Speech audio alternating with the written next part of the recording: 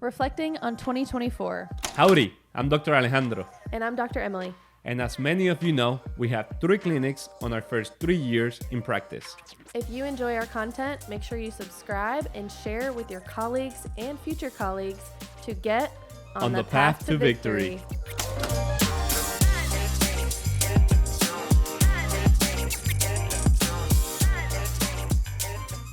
We want to share our wins, our losses, our mistakes, and how we are planning to grow moving into the future into 2025. Let's get it started. All right, so I want to start with the negative. I want to start with our losses. For me, I think that some of our losses or mistakes that we made in 2024 was not investing and putting time into our team early on. So I always made excuses typically in the beginning of the year that, oh, we don't need to train our team. We don't need to put more time in. We don't need to, cut out more hours in the day to train our team. And that was a mistake early on because I ended up having to do it on the back end. And if I would have done it from the front end and early on, we could have had a much better solid team who knew what they were doing, and that would have carried us on better into 2025. I ended up having to put in the time and to train them later on anyways. So I should have done that from the very start. So for 2025, what are you going to do better in order to fix that?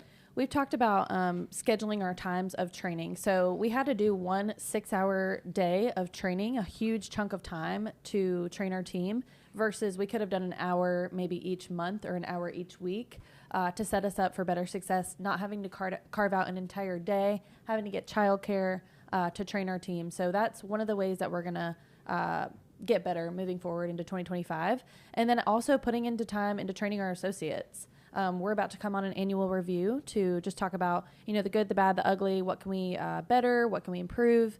And I think the same thing for our associates, for our docs. We should have put more time early on into training them versus having to take huge chunks of time later on to kind of talk things out and hash things out. And talking about docs and staff, what are you planning to do for 2025 for the other 2 clinics that are not here in Abilene in order to train the staff and the doctors there? Yeah, so all of that was really for our Abilene office, for our main primary location, but I also neglected to talk to a lot of the staff in our other locations, and that hurt us on the back end as well. We ended up having to fire an employee at the Lubbock location, which we talked about on another one of our podcasts. But if I would have put more time into weekly calls, just checking in and making sure everything was going smoothly, then I think we could have prevented that firing.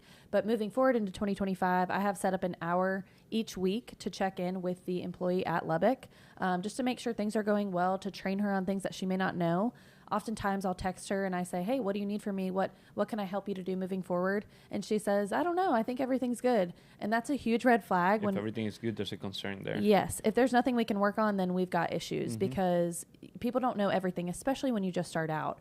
So that's what I'm putting more intention on moving forward is checking in, being more intentional about checking in with her, setting aside that hour for the week, and then just making sure I'm checking in on a day-to-day basis, like, hey, how'd the day go? Did you do this? Did you implement this? There's a lot of times, and we talked to our mentor about this, where we think we have the systems and we think we're trained, and our employees are, we're going through our day-to-day, we think we're doing great, and then our mentor will check in and he'll say, are you guys still doing this? And you and I are like, yeah, of course. We check in with our staff and they're like, no, we haven't been doing that for months. Yeah. And we're like, oh crap. So I think just constantly reiterating things. People need to hear things over and over and over again to make sure it's really ingrained in them. They don't fully master things until, it's repeated many, many times. And so I think just continuing to repeat, even though it's monotonous and it's not fun and it's boring, it still is vital to keep those systems in check. Absolutely. Another big mistake that we did on 2024 was getting into real estate pretty early. We bought 2 houses in less than 2 weeks, and we were putting the energy into the houses, into the Airbnb instead of the office, and that's when the office crashed a little bit. Do you remember that? I do. Yeah, so we learned from it. It took us 50 to 60,000. So it was, it was a feedback. Failure is a feedback. I'm a big believer in that.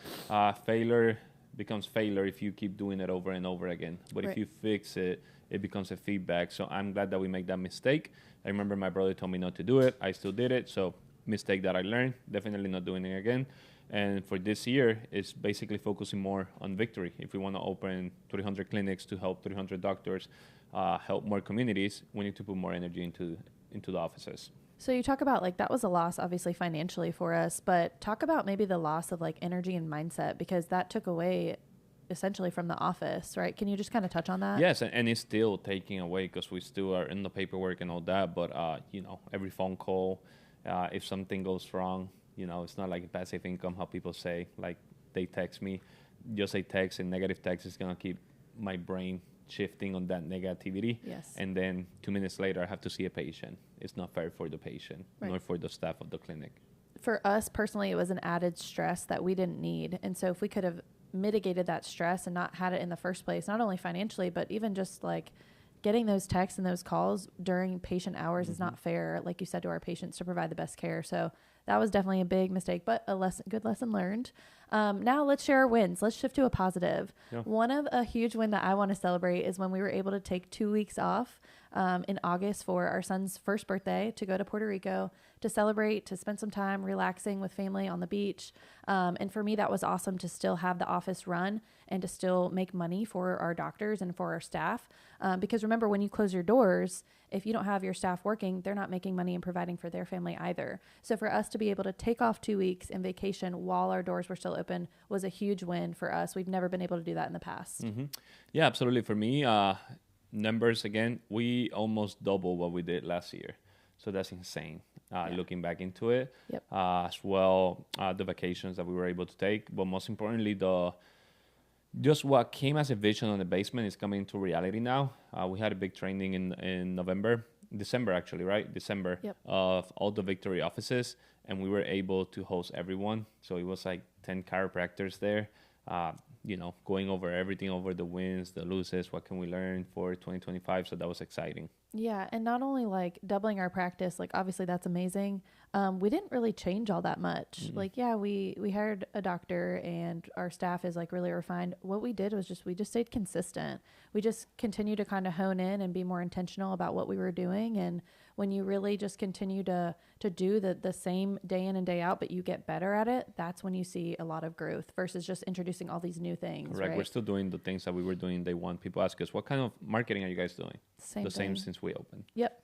Okay. So moving forward, what are our plans for 2025? Well, 2025 is going to be a big year. We're in the process of opening another clinic. Where it is, we're about to know eventually.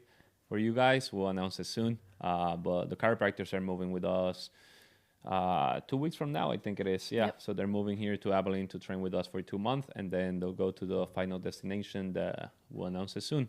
That's exactly right. And of course, we're looking to open a 5th office this year as well. That's in our plans. So just looking for the right fit, obviously for a doctor, for an upcoming student. And so that's our plan for 2025, to have 5 offices. And then of course, there's a lot of little intricacies in between, maybe expand our family a little bit. That's a personal goal, but we want to keep it business here.